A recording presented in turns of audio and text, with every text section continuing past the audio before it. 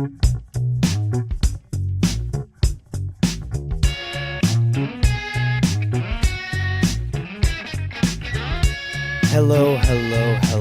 gracious gang. Thank you so much for tuning in to the Gracious Guest Show, and I gotta tell you, first of all, my name, Mike Creedy, just in case you've never heard this before. Second thing I gotta tell you is it is so exciting to be back here at the microphone. It has been way too long, and first off, I feel like I owe you all a explanation. Well, I don't know, maybe you don't think that matters, but if you do, at least, let me just explain. There have been a lot of things going on around Chez Creevy, which is the French version of the Creevy house, for those of you who are needed to know that. Although I think in French, maison is house. Whatever, Chez Creevy. Our place. Or Creevy Manor, maybe. That sounds a little sort of fancy. I like that. Anyway, there have been things going on, and it is a busy time of year. So I'm recording this on April 26th, and we have had a pretty wild semester at the school. And, among other things, it's just that time of year when there's like a million things going on at school, all the kind of wrapping up of what's come before and all the grading, and, it was sort of a natural transition point to, from basically marking period 3 into marking period 4, and that's always kind of crazy and hectic. And then on top of that, we've also had obviously as you go into marking period 4, you finish up all the stuff from marking period 3, and then it's not just a new marking period, it's also all the end of the year stuff, everything that's kind of piled up, all the preparation for the weeks to come with graduation coming up and end of the year awards that we have to figure out. And so anyway, that's been wild. And then also with my family's transition that we're preparing for here, because we're moving soon, and there's just a lot of things still up in the air as far as that goes, with jobs and timelines, job interviews, also very prayerful kind of discernment here about the road ahead, and kind of what direction you want to go next. Do you want to keep doing the same thing? Do you feel that that's kind of the right path for you, or do you want to try to find is this an opportunity to try something new? And there's always questions like that are very important to kind of think about. So all that's been kind of going on, and then of course, in the midst of all of it, I got sick. So it was a pretty wild ride. So at any rate, I'm feeling a little bit better, and I kind of got off the horse for long enough that I was tempted to not jump back in and do this today, and I was gonna do something else, and I thought, it's been far too long since I just sat down and did one of these shows. So that's what I've been doing, what's been going on. And if you have never listened to the program before and you're still listening, first of all, congratulations. And I'm very, very happy that you're out there. It gives me hope. So at any rate, the program is... I try to make it weekly, and that has not really worked out for the last few weeks, obviously. But at any rate, if you like what you hear, you kind of browse around a little bit on the previous shows, you definitely want to recommend it to some friends. Tell your friends about it, tell your mom about it. I don't even care who it is. But spread the word. If this show kind of uplifts you, if you kind of get some good out of it, I am very happy to hear that, and that's why I do it.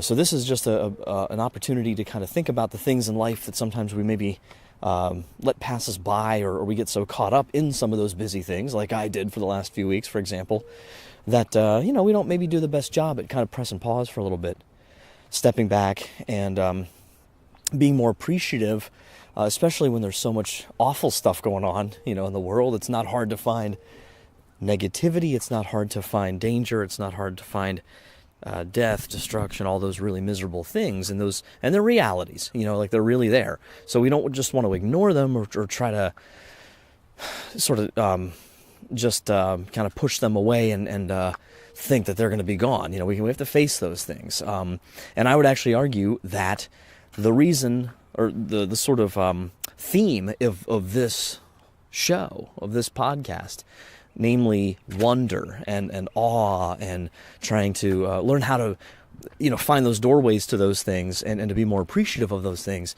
I think if the more we do that, the more capable we'll be, really, the more able we'll be to face those challenging things, and face those nasty headlines, and those real powerful moments of suffering that we face in our lives, with maybe a better context, or maybe a better accumulation of appreciation for the things that aren't bad, the things that are actually good, the things that are beautiful, the things that are enriching, things that just bring a smile to your face, bring you some joy, So that's what this is all about. The gracious guest, the idea is that we are all, we should all try to be gracious guests and grateful people in this world, and help others to do the same. Maybe start that conversation, when things are going kind of south, people are kind of being negative, you try to step up and be positive. You try to bring people's attention to the good, to the beautiful, to the true. So that's kind of what this is all about. So along those same lines, one thing that I come back to from time to time is music, So there's a lot of ways we can look at beauty and truth and goodness, and that can be what you see in movies, what you see in art, what you see or hear in just life experiences like travel, good recipes, good food, all these kinds of things. Hold on. Okay, actually, I'm back. I'm going to leave that interruption in there because that's just a real interesting life moment right there. I had a lady, I'm walking right now, and I had a very nice lady just pull up and ask me for directions, and I totally blew it because I don't know where she's trying to go. So, at any rate, there's a moment, there's an encounter, there's just a fun, unexpected thing, and a fun little memory, Hopefully she'll make it where she's going. At any rate, movies, books, travel, music. I have covered in a few different ways before, and what I want to do today is kind of open up my soul and share my soul with you for a second here. And for those of you who are interested, this is just something I've actually been thinking about for a while, and I just decided to do like a quick little episode on this specifically one song. Not music theory, not like big ideas. I'm just going to tell you about a song. That's all this is today. Awesome modern technology. I can just record something like this and put it out there, and some people might listen to it. So at any rate, I was thinking about this for a while, and I think the kind of context for it was we have a retreat coming up tomorrow with our junior class, and there's an activity we do there just for fun. It's like a, kind of like a filler activity, and it's the kind of thing you do at any kind of retreat, here and there, like in between things. So it's not even like one of the main parts of it, but it's the desert island game where you basically, are faced with, the idea that you're going to be on a desert island for 1 year, and you need to pick what one book, what one song, and what one third thing, it has to be a different thing, that you can carry with you, like a thing you can carry with you, those three things. And what would they be? And, it's just one of those fun games. And for me, I was looking at my notes from last year when we did the same retreat and preparing for this one, and I thought, it hasn't changed for the song. The book has changed. Maybe the thing I would bring with me has changed, but that song is still the same. And that song is the song One Day by Hans Zimmer from the Pirates of the Caribbean At World's End soundtrack. How specific is that? And it's funny because anybody who knows me may not be surprised to hear that it's something like that, but other people, we're talking about it. It's like, Hey Jude by the Beatles. You're like, okay. Or, Beethoven's Ninth. Great. More power to you. But not a whole lot of people in my group last year brought up such a seemingly obscure film soundtrack, relatively new. It's only 10 years old. So, it's not a classic or, so it just seemed kind of obscure, and it just made people like, oh, okay. So anyways, but I kept thinking about it, and I stand by it though. I really stand by it. I love this song. I really do. And it's, I'm not even saying it's like the best song ever written or anything like that, but man, when I've got songs to choose from, and I have so many, on my iPod, or the way things are today with how fast you can look anything you want up, it just never ceases to amaze me how often I keep returning to this song. And if you look at how many times I've played it, mail truck driving by. If you look at how many times I've played it, when you go on iTunes and stuff, it's hundreds or thousands and thousands of times playing this song. So I noticed that too. I'm like, okay, well, apparently the sort of data is in. This does seem to be something I listen to, at least as much, if not more, than I even realized. So I was thinking this morning on the drive in to work, I played it, and I was like, I'm gonna do a quick little podcast on this because I want to point out some things about it. Some if I'm put on the spot and asked, why do you love this song so much? Because I think there's a deeper lesson here. I think it's the song, at least right now, at least for the last 10 years, that for some reason, in my mind, best matches or best expresses, is probably a better way of putting it, my entire life up to this point. What do I mean by that? It's just, it has so many features, so many aspects to it, and I'm going to post the link to it on YouTube so you can go check it out if you're unfamiliar with it. It's a song near the end of that movie, as far as the context of where it fits in the film. And that film itself wasn't one of the more critically acclaimed Pirates of the Caribbean movies. It got a lot of negativity, and most of the time I talk to people about it, I'm like one of the only people who seems to really like that movie. A lot of people hated it, but whatever.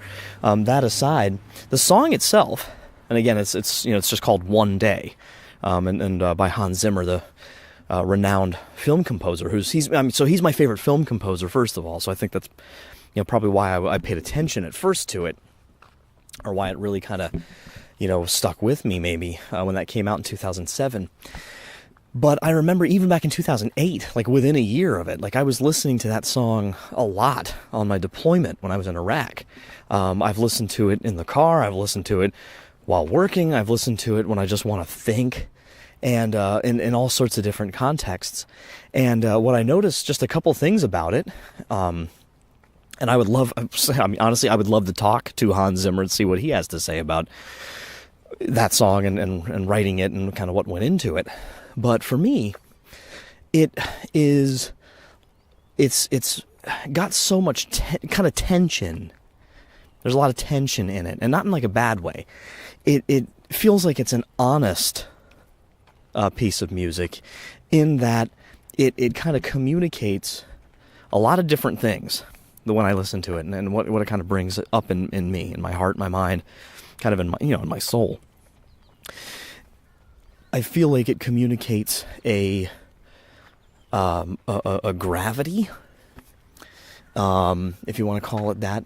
There's a seriousness to it. It's not a goofy, kind of uplifting or just sort of upbeat so much piece of music, but there's a gravity to it. There's a weight to it. There's a heaviness, but there's also a light and airy and aspect to it that kind of makes you look up and out and beyond. In a way, it's almost like it's kind of like if you set the ocean, like a surging ocean surf, to music.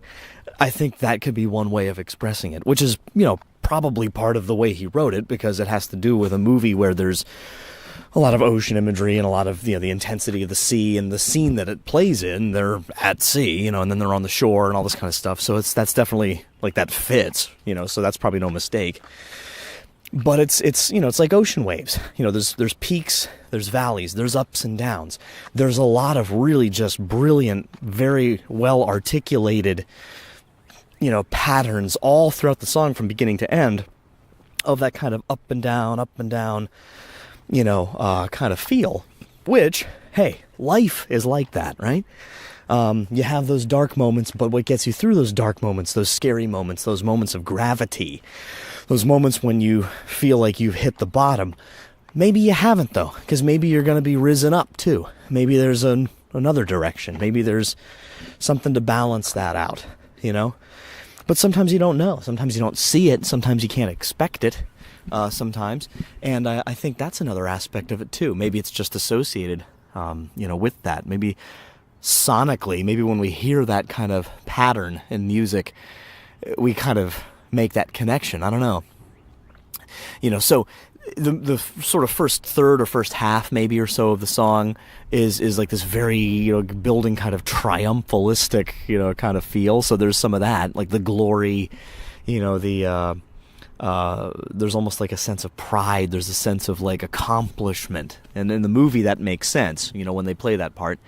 And I can feel it. Like when I hear it, I feel like I kind of remember high peaks. I remember mountaintop moments, using another analogy. You climb and you just go through this struggle, but like things are looking pretty good, at least right now. I've reached a sense of like peace, but it's not complacency yet because, I it's fresh. I still remember how hard it was to get here, and I'm not assuming it's all over yet, but I have a little bit of breathing, or a little bit of legroom. I have a little bit of like I can breathe a sigh of some kind of relief. That's the only way I can describe it. Like I feel that when I hear the first half of this song. So there's like this sense of, resolution, but not complacency, because there might still be more of a journey ahead. And that's, I think, a key word with this song the whole way through is journey. It's a song that when you listen to it, it's a song on a journey. It takes you on a journey. You feel, I think, the sense of journey, beginning, middle, and end, but then maybe a new beginning, So there's not really a finality to it. And as it moves into the second half, which is my favorite, there's this big build-up and then just sort of drops off, and like it's almost quiet, kind of settles down, huge, drop in the overall volume, and you kind of tune back in. You've had this triumphal moment, and now it's like there's more of like a sense of wonder, a sense of anticipation, and it's this beautiful, the horn parts kind of come in, the strings are there, it's rebuilding, brought you up to this peak, and then there's a huge drop down, not in a bad way, but like back to basics, back to the beginning in a way. It's prologue type music. It's almost like it's epilogue music followed immediately by prologue music, like they're reversed in a weird way. So now it drops off, and now it's all quiet, and then it just slowly starts to kind of build up and swell, and this kind of leitmotif, this tune that played earlier a few times, is now starting to kind of resurface.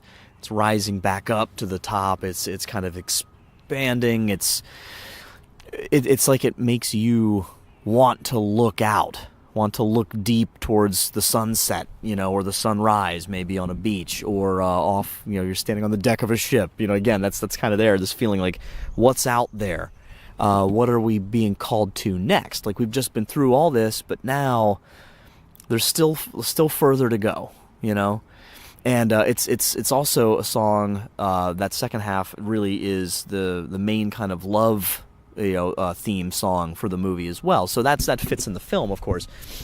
But yeah, I mean, as I listen to this whole song, especially then that second half, it's all these memories come back to me, the good, the bad viewed through the lens of the good that maybe came out of it, that I didn't see at the time, but there was a horizon further ahead, further down, further out there than I realized at first, and I had to look up, I had to raise myself up, I had to be raised up maybe by other people, after being thrown through the ringer, or just being, beat down by something. I needed help, and now I can see out, and I look, and I see that there is more opportunity, more possibility. There is hope.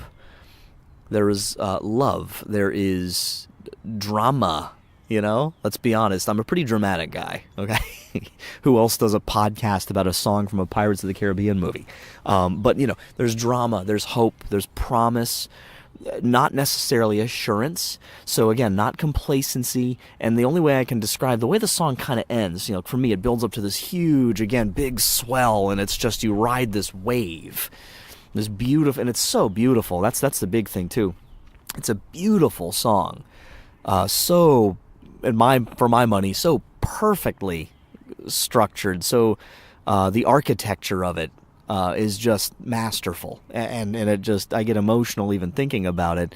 And what I love is at the very end, like, you ride this song kind of, it's like a journey, like I said, and you get to the very end, and it has this beautiful kind of trailing off, but not full sense of resolution.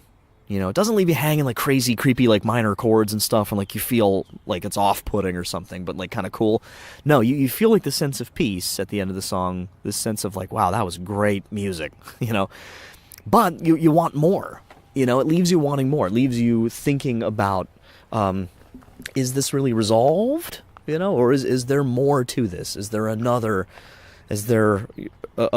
sort of stretch ahead? Is there another leg of this journey?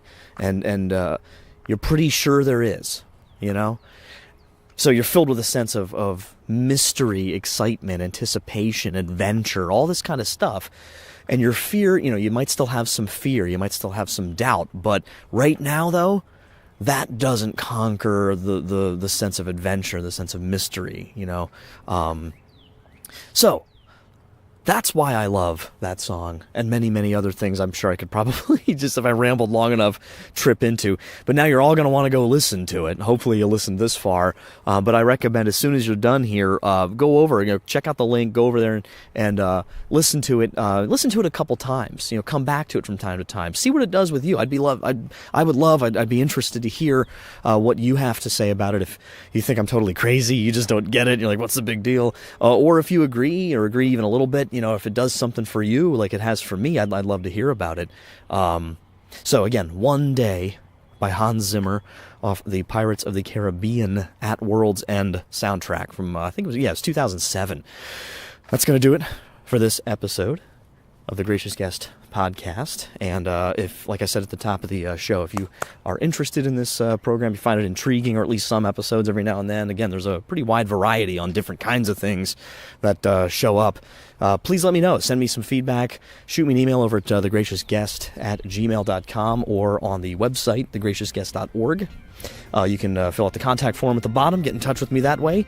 Give me some reviews, some feedback, hopefully positive on iTunes. Give the show a rating over there if you haven't done that yet. That would help get the word spread and get this podcast out there. So that's going to do it for me. I'm your host, Mike Creevy, host of the Gracious Guest program. Until next time, don't forget to wonder. Take care.